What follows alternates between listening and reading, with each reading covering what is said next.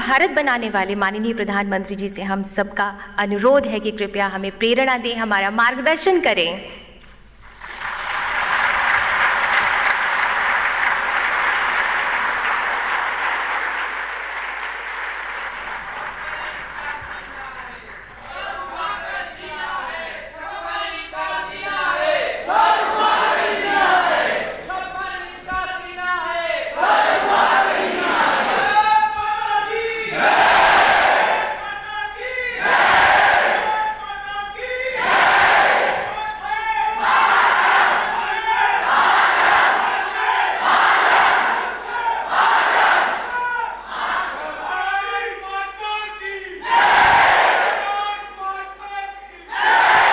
मंच पर विराजमान मंत्रिपरिषद के मेरे युवा साथी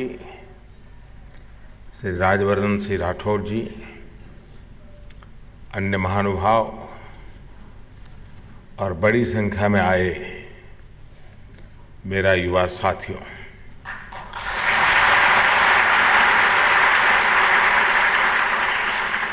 मेरे सामने न्यू इंडिया की नई तस्वीर मैं देख रहा हूं।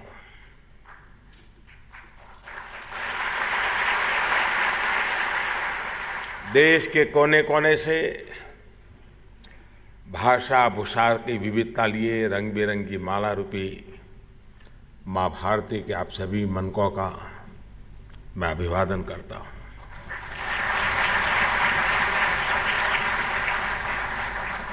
तकनीक के माध्यम से हमारे साथ देश भर से जुड़े एनसीसी, एनएसएस और नेहरू युवा केंद्र के साथियों का भी मैं स्वागत करता हूं।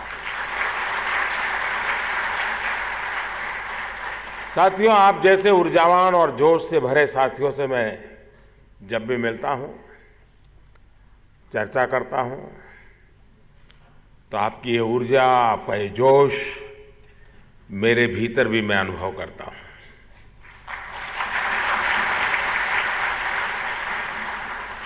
आप बीते 2 दिन से यहां पर देश और समाज से जुड़े महत्वपूर्ण मुद्दों पर चर्चा कर रहे हैं। चर्चा की यही भावना, संवाद की यही प्रक्रिया देश के जनतंत्र को सशक्त करती है। साथियों, देश के वर्तमान और भविष्य को लेकर आपकी सार्थक चर्चा के लिए अनेक साथियों को यहां पुरस्कृत करने का मुझे अवसर भी मिला है। जिनका पुरस्कृत करने का मुझे अवसर मिला है वो बधाई के पात्र है ही। बाकी साथियों को भी मैं बधाई दूंगा, क्योंकि आपकी भागीदारी भी एक बहुत बड़ा पुरस्कार है।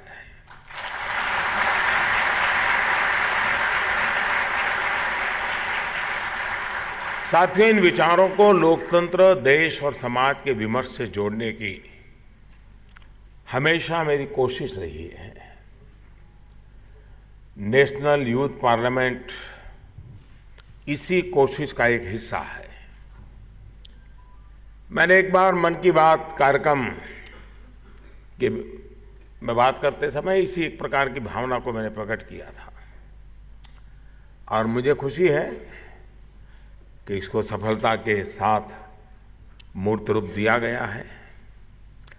लेकिन मेरा इसमें आग्रह रहेगा, क्योंकि पहला प्रयोग था, थोड़ा बड़ा प्रयोग था।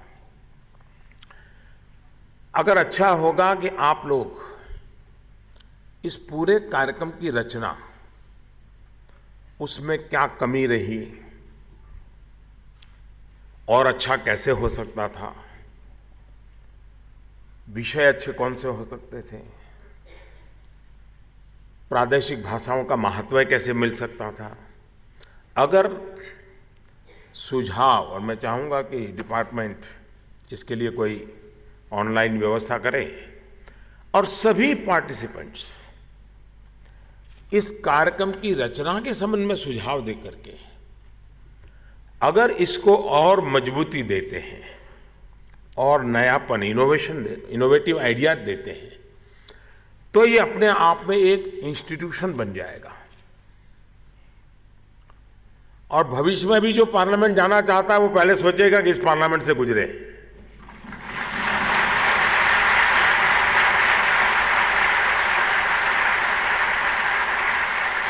वो भी अपनी प्रोफाइल में लिखेगा कि मैं यूथ पार्लियामेंट में इतनी बार हिस्सा लिया, इतनी बार मुझे बोलने का मौका मिला, इतने विषय पर बोला, इतनी बार इनाम जीत कर गया, इतनी बार पिट करके आया।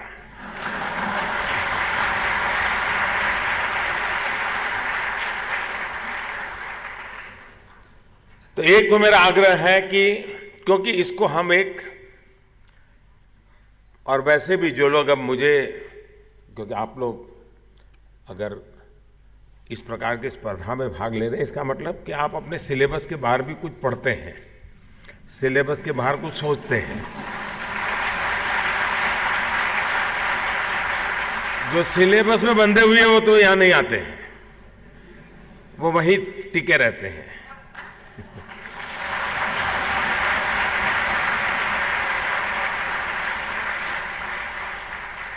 और इसके कारण शायद आप मेरा भी अध्ययन करते होंगे।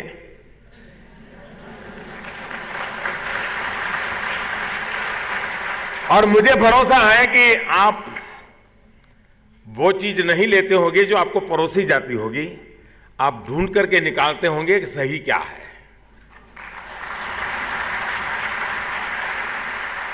वरना परोसा हुआ माल जरा गड़बड़ होता है।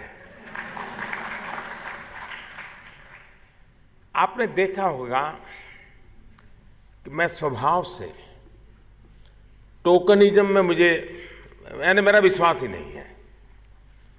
कोई एक लंबी सोच के साथ एक के बाद एक इंटरलिंक्ड व्यवस्थाएं विकसित करना, ये मेरी कार्यशैली का हिस्सा है। सब चीजें पहले नहीं बताता हूं, प्रोग्रेसिव अनफोल्डमेंट होता है।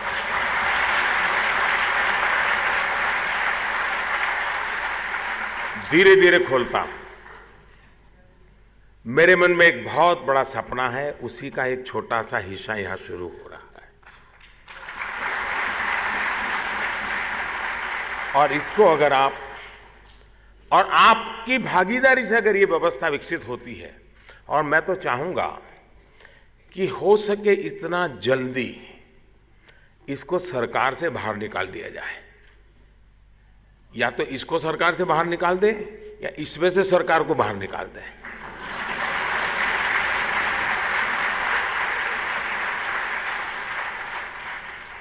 विनोबा भावे कहा करते थे, असरकारी असरकारी। समझ आया? असरकारी असरकारी।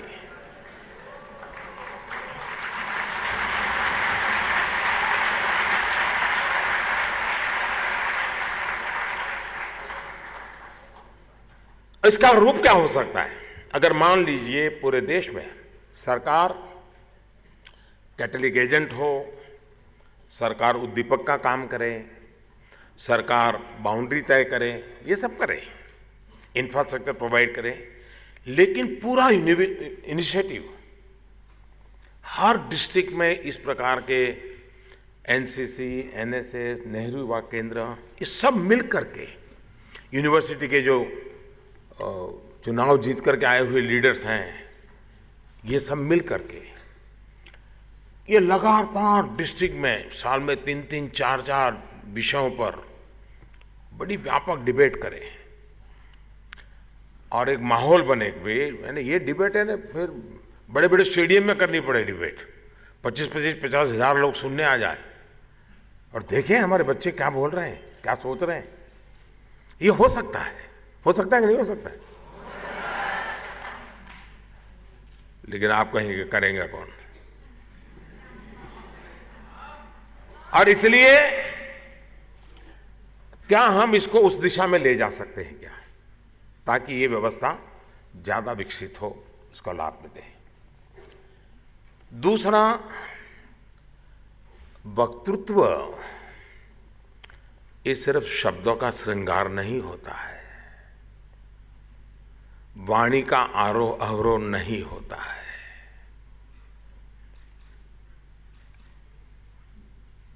हमारे मुंह से निकला हुआ शब्द सही जगह पर तीर की तरह जाना चाहिए।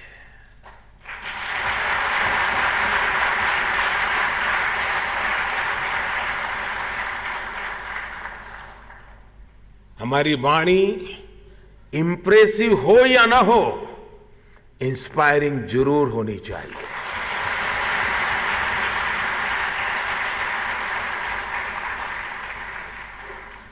महात्मा गांधी से शायद बड़ा कम्युनिकेटर पिछली शताब्दी में तो मुश्किल है मिलना।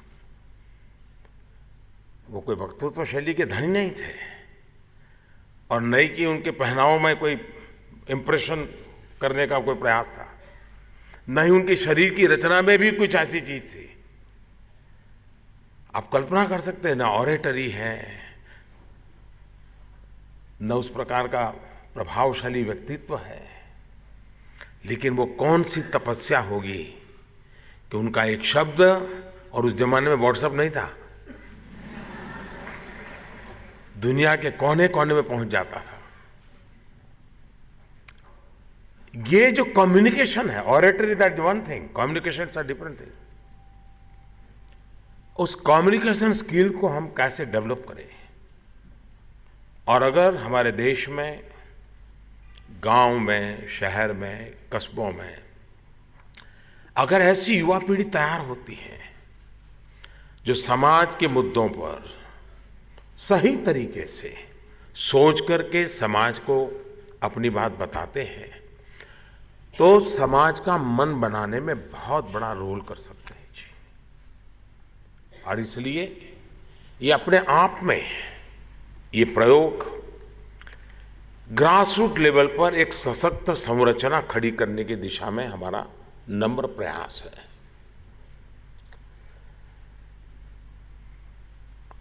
और मुझे लगता है वो दिन दूर नहीं होगा कि आप लोगों की तरफ से मांग आएगी कि 3 प्राइज देते हो तो कम से कम एक पुरुषों के लिए रिजर्वेशन दिया जाए।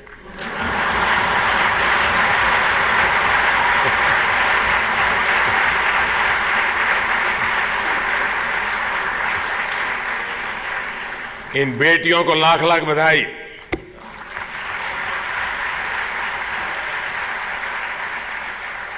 तीनों बेटियों ने मैदान मार लिया।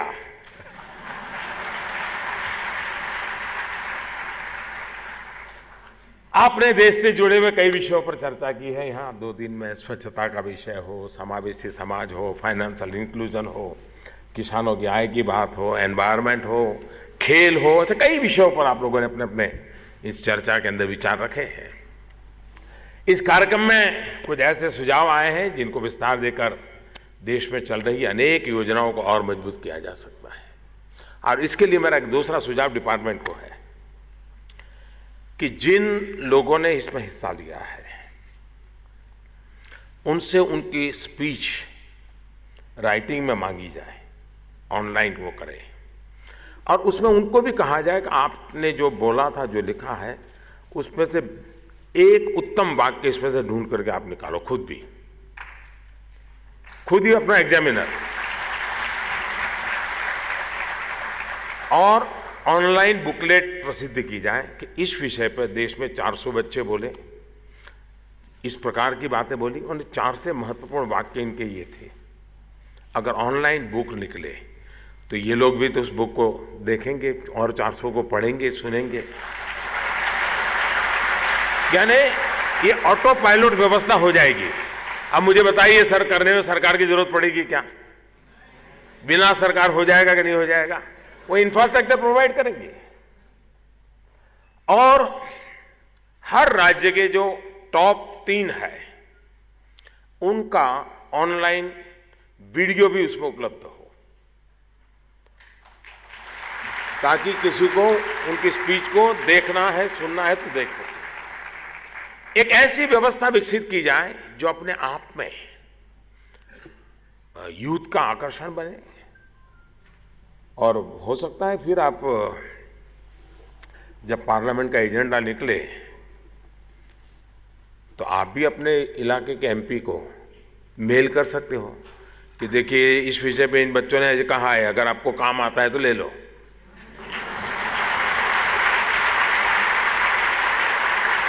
और मैं सच बताता हूं, कभी कभी एकांत कोने में से एकांत छोटे व्यक्ति की भाप मुझ जैसे लोगों को भी इतनी काम आती है जिसकी आप कल्पना नहीं कर सकते जी। ये पड़ा है खजाना हमारे यहाँ। तो मेरा दूसरा एक आग्रह रहेगा कि हम इसको एक ऐसा व्यवस्था के अंदर बनाएं ताकि आगे चल करके ये अपने आप में ये उपयोगी हो, इसका लाभ होगा। ये ऐसा मंच है जो आप सभी की रॉ एनर्जी को एक शेप देगा, एक दिशा देगा। यहां से जो आइडियाज, जो सीख आप लेकर जाएंगे, उनसे ही कुछ नया सृजित होगा जो नए भारत की आत्मा, नए भारत के नए संस्कारों का निर्माण करेगा। साथियों, पार्लियामेंट जितना प्रोडक्टिव होगा, देश उतना प्रोग्रेसिव होगा। और इसलिए मैं जब यूथ पार्लियामेंट में आया हूं, हम क्या कर रहे हैं इसका जरा हिसाब भी देना चाहता हूं।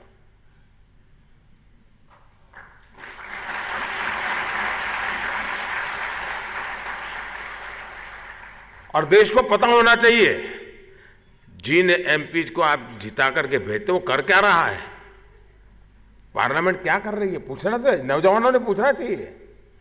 देखिए, 16वीं लोकसभा का उदाहरण देता हूं। एवरेज प्रोडक्टिविटी 85%, करीब करीब 205 बिल पास किए गए और 15वीं लोकसभा की तुलना में 16वीं लोकसभा ने 20% काम ज्यादा किया। लेकिन मैं इससे संतुष्ट नहीं हूं। अगर मोदी है तो फिर 20 से नहीं चलता है, 200 होना चाहिए।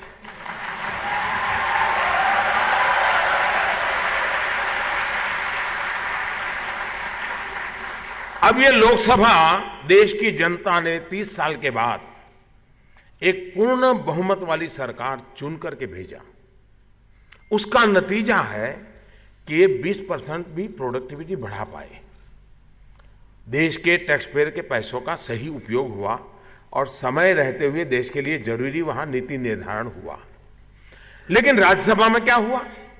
अब राज्यसभा तो एल्डर्स का हाउस है।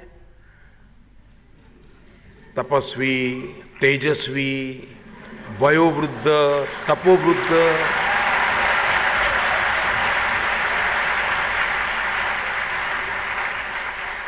वो बहुत ठंडे दिमाग से, अच्छे ढंग से ये चुन करके आए लोग है करते तो जरा उसको समझाए। ये नहीं है ना, तो हो रहा है उल्टा।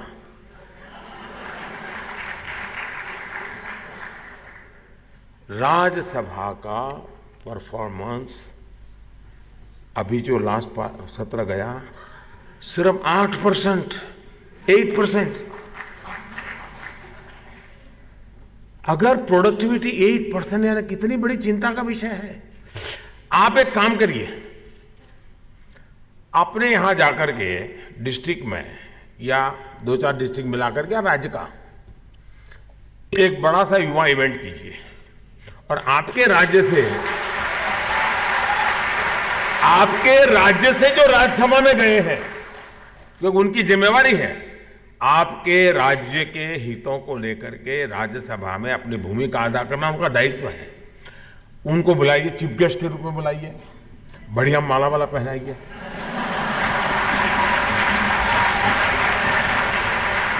अच्छे से अच्छी शॉल उड़ाइए, बढ़िया से बढ़िया चेयर रखिए, फिर उनको रिक्वेस्ट कीजिए थोड़ा क्वेश्चन आंसर करेंगे और फिर पूछिए क्या किया, जवाब मांगिए, तभी जाकर के देश में दबाव पैदा होगा। और ये भी लोकतंत्र है, ये अलोकतांत्रिक व्यवस्था में नहीं बता रहा। और मैं ये भी नहीं कहता हूं एक पार्टी के, किसी भी पार्टी के क्यों ना हो, राज्यसभा के सबको बुलाओ, अपने राज्य के लोगों को क्या किया आपने।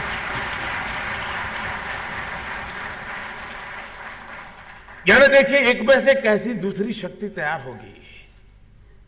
और इसलिए मैं चाहता हूं कि इसका हम अधिक लाभ करें। साथियों, युवा मन आकांक्षी होता है, महत्वाकांक्षी होता है। और होना भी चाहिए। और इसकी अभिव्यक्ति करते हुए, वैसे मुझे जो ये बच्चियां बढ़िया बढ़िया कविता सुना रही थी, मुझे ज़्यादा वो आता नहीं है,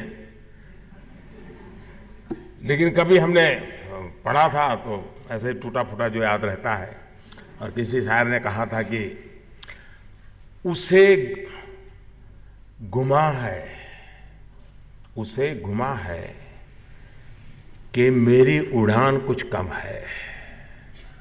उसे गुमा है कि मेरी उड़ान कुछ कम है। मुझे यकीन है कि ये आसमां कुछ कम है।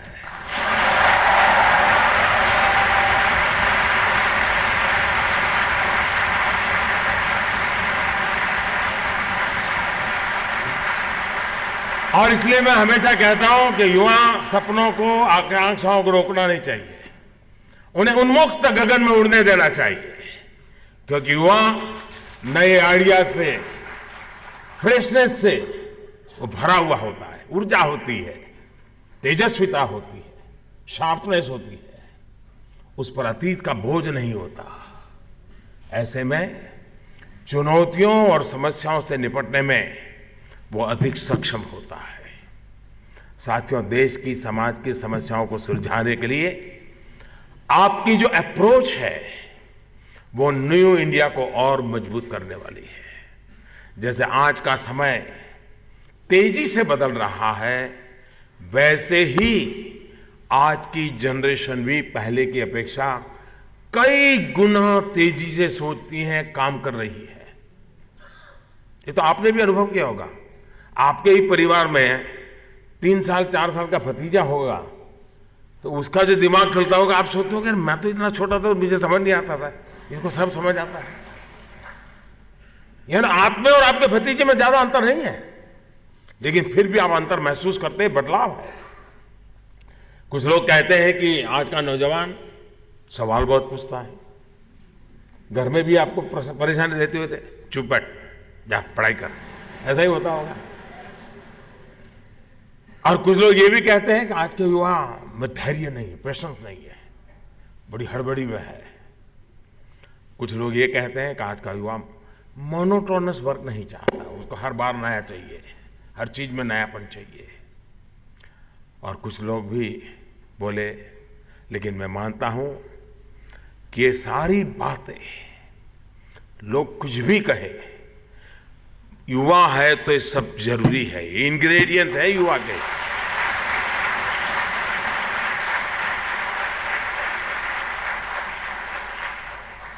वरना उम्र बड़ी हो, दिमाग नहीं चलते लोग तो देखे हमने।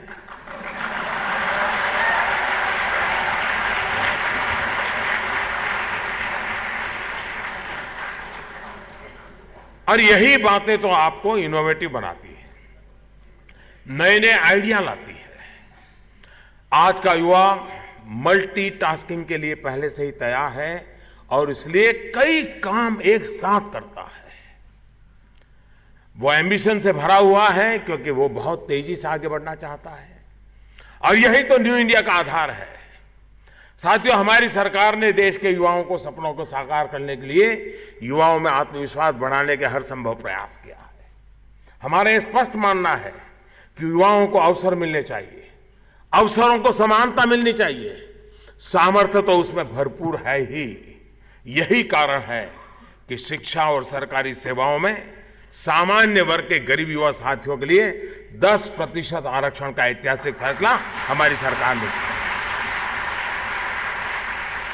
दूसरे वर्ग के अधिकार में छेड़छाड़ किए बिना यह काम किया गया। इतना ही नहीं, सरकार शैक्षिक संस्थानों की सीटों में 25% तक की वृद्धि भी कर रही है। साथियों, अवसरों की समानता तभी सुनिश्चित हो जाती है जब सिस्टम से परिवारवाद, भाई भतीजावाद, अपना पराया, भ्रष्टाचार सब दूर हो। और इसके लिए भी एक के बाद एक कई निर्णय लगातार किए जा रहे हैं, चाहे वो स्पोर्ट्स के क्षेत्र में ट्रेनिंग और सिलेक्शन की प्रक्रिया में पारदर्शिता लाने की बात हो, या फिर स्टार्टअप के माध्यम से युवाओं के आइडियाज को देश की ताकत बनाने की बात हो। हम एक सही दिशा में आगे बढ़ रहे हैं और इसका पूरा लाभ उठाने और भविष्य में इन कार्यों का नेतृत्व करने की जिम्मेदारी भी आप जैसे नौजवानों की है। चौथी औद्योगिक क्रांति के इन शुरुआती वर्षों में भारत तेजी के साथ आगे बढ़े, स्टार्टअप की दुनिया में, इनोवेशन की दुनिया में, गरीबी को समाप्त करने के प्रयासों में पूरे विश्व में मिसाल कायम करे, इसके लिए प्रयत्न हम सभी को मिलकर के करना है।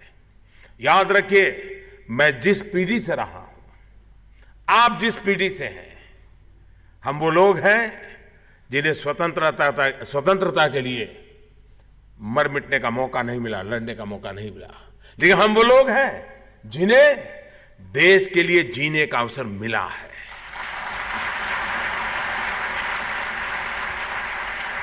और इसलिए हमें अपनी ऊर्जा, अपनी प्रतिभा देश के लिए जीने पर, देश के निर्माण पर लगानी है। और इसलिए मैं आपसे आग्रह करूंगा, कुछ और भी सुझाव है मेरे मन में। अच्छा हुआ मैं टीचर नहीं हुआ, वरना मैं होमवर्क ज्यादा देता। आप लोग यहां आए हैं, देश के हर जिले से आए हैं। मुझे मालूम नहीं है लॉजिस्टिक व्यवस्था क्या है, लेकिन समय निकाल करके देश के सैनिकों को, 125 करोड़ देशवासियों ने जो नेशनल वॉर मेमोरियल समर्पित किया है 2 दिन पहले, और आजादी के इतने सालों के बाद पहली बार हुआ है। आप समय निकाल के जरूर वहां हो आइए, जरूर हो आइए। वैसा ही दूसरा पुलिस मेमोरियल बना है, वो भी आजादी के इतने सालों के बाद पहली बार बना है, उसे भी देखिए। अपना श्रद्धाभाव व्यक्त करिए। जब आप अपने छात्र में वापस जाएंगे तो और कुछ काम आए ना आए, ये 2 दिन यहां बिताए उसमें से कुछ काम आए ना आए, इन 2 जगह पर होकर के आएंगे, मुझे विश्वास है आप ऊर्जा से भर करके घर लौटेंगे।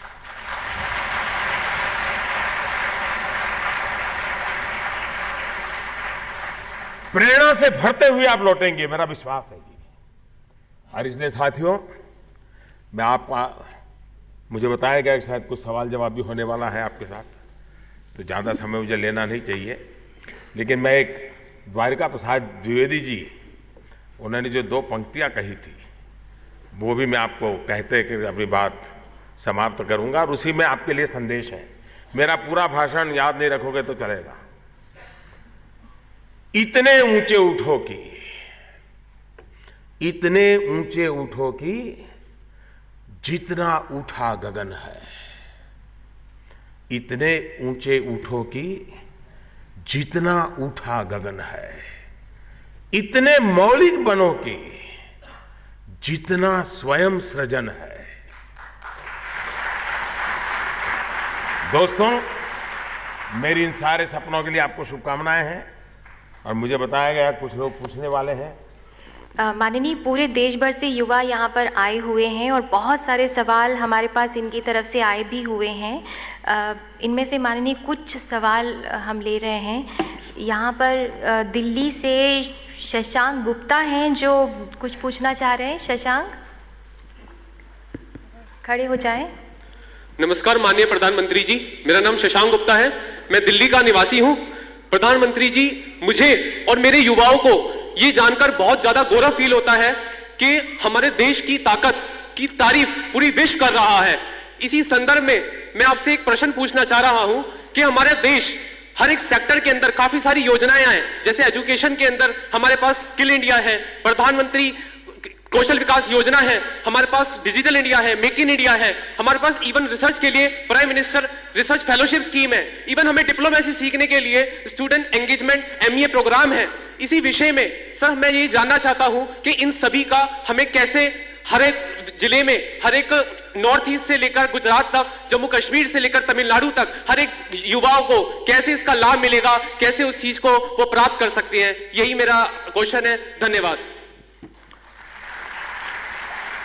आपकी बात सही है कि कभी कभी योजनाएं तो होती है, ऐसा तो नहीं है कि पहले की सरकारें कोई कुछ करती ही नहीं होगी।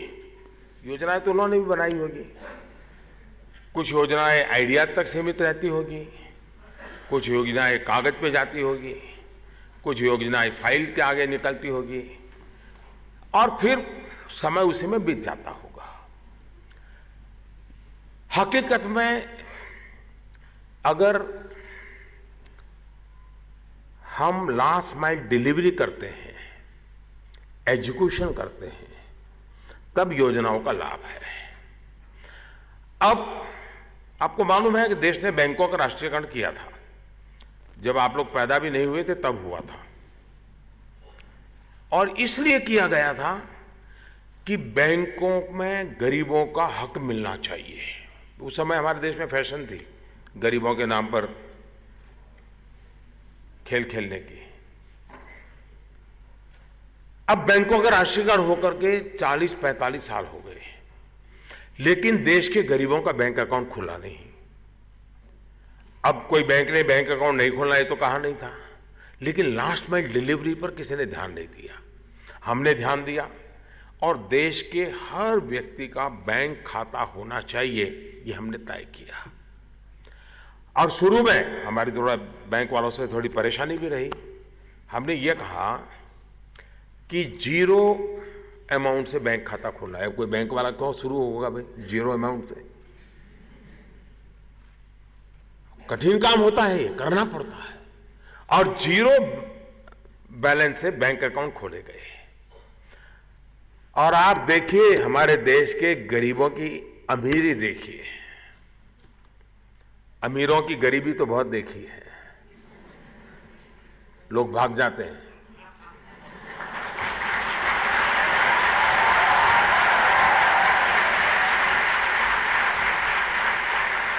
और गरीबों की अमीरी देखिए। 0 बैलेंस से बैंक अकाउंट खोलना था, लेकिन इन गरीब परिवारों ने बैंक का अकाउंट का उपयोग करते हुए सेविंग की दिशा में गए और आज करीब करीब 1 लाख करोड़ रुपया उन्होंने सेविंग किया है बैंक अकाउंट में। ये गरीबों की अमीरी है और देश गरीबों की अमीरी से ही आगे बढ़ने वाला है। अब ये क्यों हुआ? तो लास्ट माइल डिलीवरी से हुआ। अब मान लीजिए, मुझे बराबर याद है, दादा धर्माधिकारी करके गांधीयन विचारक थे।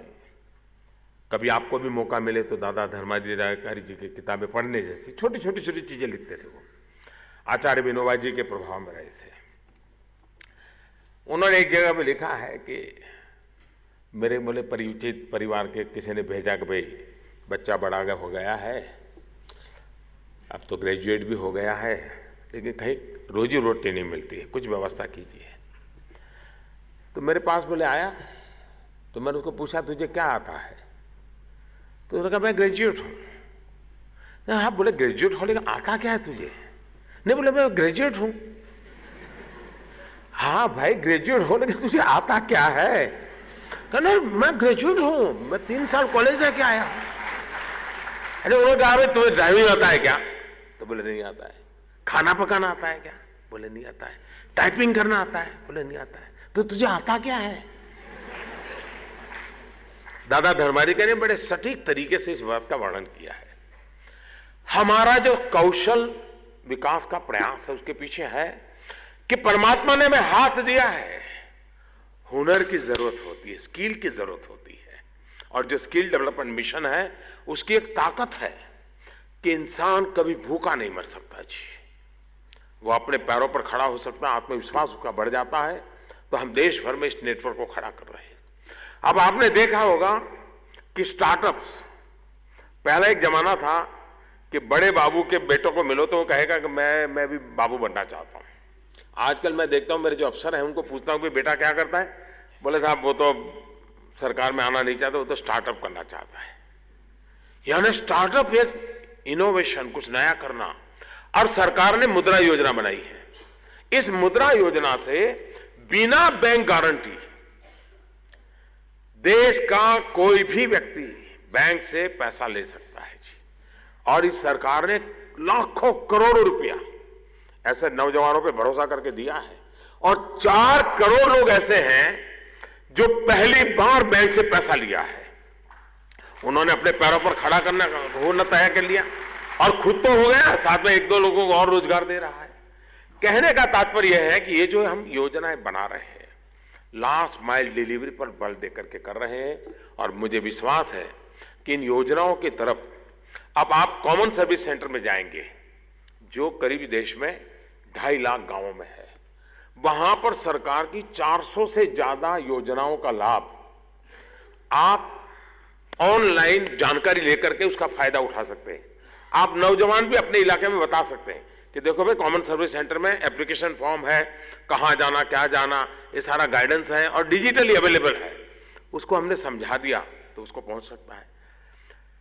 कभी सबसे बड़ी बात क्या हुई, हमने देशवासियों पर भरोसा करना तय किया है। एक सोच थी सबको चोर मानना, क्योंकि खुद में अंदर चोर बैठा था, और ये सबको चोर मानना। मैंने कहा ऐसा नहीं जी, कुछ लोग होंगे गलत रास्ते पर, लेकिन अधिकतम लोग ईमानदार होते हैं, ईमानदारी के रास्ते पर चलने के लिए जीते हैं, ऐसे लोग होते हैं। अब आप मुझे बताइए, पहले आपको अगर कहीं एप्लीकेशन करनी होती थी तो आपकी सर्टिफिकेट का जेरॉक्स नहीं चलता था, आपको किसी म्युनिसिपैलिटी के चुने हुए मेंबर के पास से उसको सर्टिफाई करवाना पड़ता था। ये था ना पहले, आपको 2-2 घंटे कतार में खड़ा रहना पड़ता था, और वो भी बड़ी तिश्मार्खी मारता था, कल आना, परसों आना, कितनी बार आओगे, सब एक साथ लेके आओगे, ऐसा कैसे लाए, ऐसा होता था ना। हमने क्या जरूरत है भाई, वो एक कॉर्पोरेटर या तहसील पंचायत अधिकारी, एक MLA, एक MP, वो कौन होता है ईमानदारी का सर्टिफिकेट देने वाला? अरे खुद ही दे दो कि मैं ईमानदारी से देता हूं, और कर लिया मैंने। इस देश का कोई भी व्यक्ति अपने सर्टिफिकेट सेल्फ अटेस्ट करके दे सकता है, और जब फाइनल देखना होगा तो ओरिजिनल दिखा देना भाई, बेकार में परेशान क्यों। तो ये बदलाव जो है, उस बदलाव से आप देखते होंगे कि नीचे तक एक सकारात्मक गुड गवर्नेंस का प्रभाव, और ultimately development plus good governance, तभी ट्रांसफॉर्मेशन होता है। सिर्फ डेवलपमेंट स्कीम हो, एक गांव में बढ़िया बस स्टेशन बना दें, वहीं डेवलपमेंट पूरा नहीं होता है। डेवलपमेंट तब पूरा होता है बढ़िया बस स्टेशन हो, बस स्टेशन की सफाई भी हो, बस समय पर आती हो, कंडक्टर का व्यवहार ठीक रहता हो, ये सब पैकेज अच्छा हो, तब जाकर के बस स्टॉप का उपयोग है। तो हमारी कोशिश ये है कि इंटरलिंक, ऑल आउट, एक बदलाव महसूस हो। अब स्वच्छ भारत, अब मुझे बताइए, क्या टॉयलेट के कार्यक्रम पहले नहीं चलते थे क्या? लेकिन आप आधा अधूरा काम करोगे तो नहीं चलेगा। हमने तय किया एक बार इस समस्या से मुक्त होना है, निकल पड़ो। देश में 9 करोड़ टॉयलेट बन गई थी।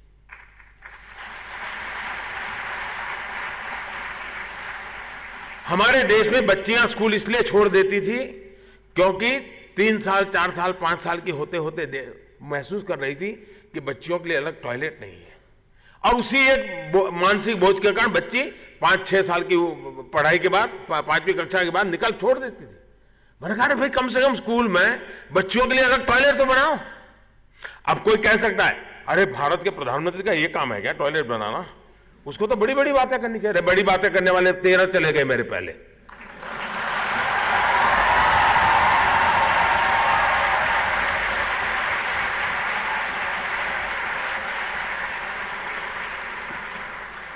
और कोई?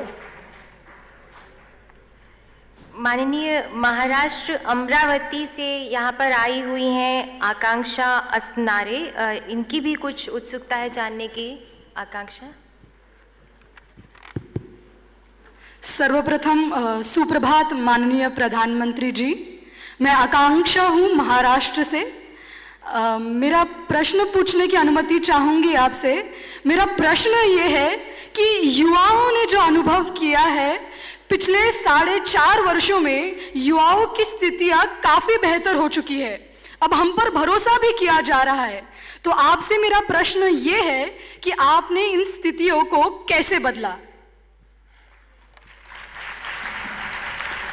ये स्थितियों को मैंने नहीं बदला है, देशवासियों ने बदला है। देशवासियों के विश्वास ने बदला है। अब स्वच्छता कोई मोदी झाड़ू लेकर के निकला है क्या? देशवासियों ने तय किया देश को स्वच्छ बनाना है, सब लोग लग पड़े हैं। आज घर में भी छोटा बच्चा आप कुछ डालते हैं तो बच्चा कहता है नहीं नहीं उठा लो दादू, दादू उठा लो, ये मोदी जी ने बोला है तू उठा लो। कहता है कि नहीं कहता? देश बदलता है देशवासियों की शक्ति से, देशवासियों के संकल्प से। सरकार का काम है उन्हें अवसर देना, खुलापन देना, और वो काम करने की दिशा में हमारी सरकार निरंतर चल रही है। धन्यवाद। माननीय, आपका ही संसदीय क्षेत्र वाराणसी यूपी है और वहाँ से एक सवाल हम लेना चाहते हैं। खुशी श्रीवास्तव यहाँ पर आई हुई है वहाँ से। खुशी, पूछिए क्या पूछना है। नमस्कार। नमस्ते। रिस्पेक्टेड प्राइम मिनिस्टर सर, मेरा क्वेश्चन ये है कि करप्शन ये एक ऐसी प्रॉब्लम थी इंडिया की जिसको सब लोग ऐसे ले रहे थे कि अब अगर जीना है इंडिया में तो करप्शन को मान के चलो कि होना है या करना ही करना है। बट इससे लोग परेशान भी बहुत थे। पिछले 4 सालों में ऐसा हुआ है कि जो जितने लोग पैसा ले रहे थे वो इतना डर चुके हैं, यहाँ तक कि सिस्टम में लीकेज भी रुक गया है। गर्व तो होता है इस बात का, पर आश्चर्य भी होता है, इतने साल से छोटे से थे तब से देखते आ रहे हैं ये बड़ी प्रॉब्लम 4 साल में कैसे सही हो गई। आपसे पूछना जरूर चाहेंगे। ये बात सही है कि हमारे देश, हमारे बाद भी जो देश आजाद हुए वो कहां से कहां पहुंच गए। हम अपने ही अंदर ऐसी बुराइयां पालते गए और एक के बाद नई बुराइयां लेते आते गए।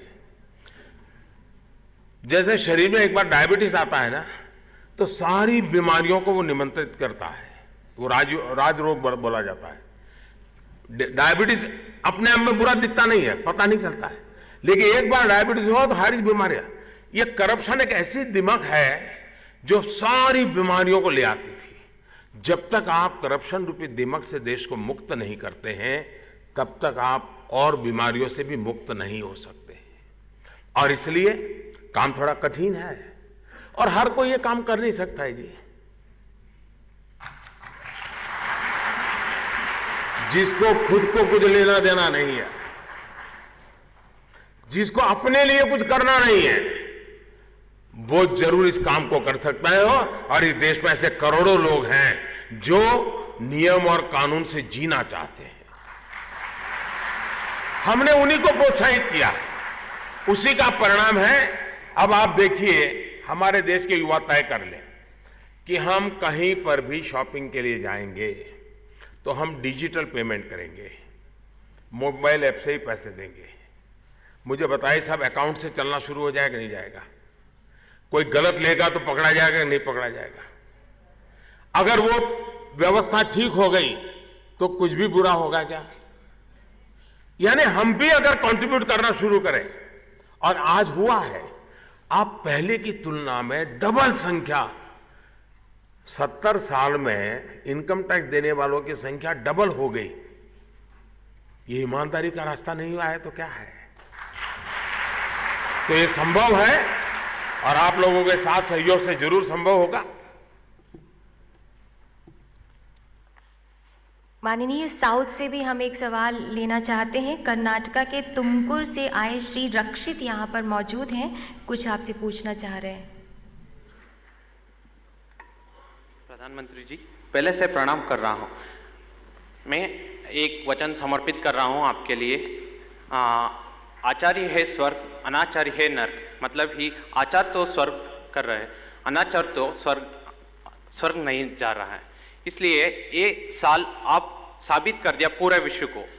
इसलिए मेरा प्रश्न ही हो, आपके साथ में हम देश बढ़ रहा है, हम यूथ क्या करना चाहिए आप बताइए। मुझे बताना पड़ेगा क्या यूथ को क्या करना चाहिए? देखिए, एक छोटा सा विषय मेरा, आप देखिए कि हमारे देश में 800 मिलियन 35 से कम आयु के लोग हैं, वे देश को बदल सकते हैं जी, कोई मुश्किल काम नहीं है। अब देखिए, अभी चुनाव आने वाले हैं, क्या हमारा कोई नौजवान है जो वोटर लिस्ट में उसका नाम ही रजिस्टर नहीं हुआ है? करवाना चाहिए कि नहीं करवाना चाहिए? 21वीं सदी में जो पैदा हुए हैं हिंदुस्तान में, उनको पहली बार इस लोकसभा में वोट देने का हक मिलने वाला है।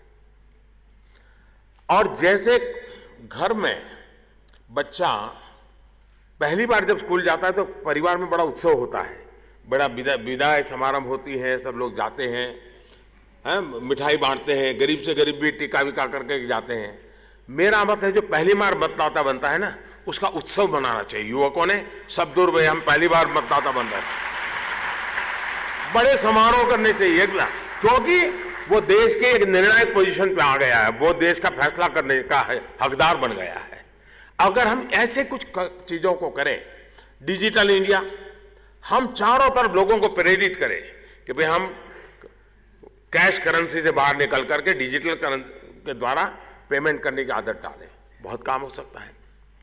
तो सेवा करने के लिए, समाज में बदलाव करने के लिए बहुत सी चीजें होती हैं, मैं समझता हूं हमें करना चाहिए। धन्यवाद। माननीय, ये आखिरी सवाल था, अपनी तरफ से आप कुछ प्रेरणा देना चाहते हैं हम सबको? जी चलिए, आप सबका बहुत बहुत धन्यवाद, थैंक यू। बहुत बहुत धन्यवाद माननीय प्रधानमंत्री जी।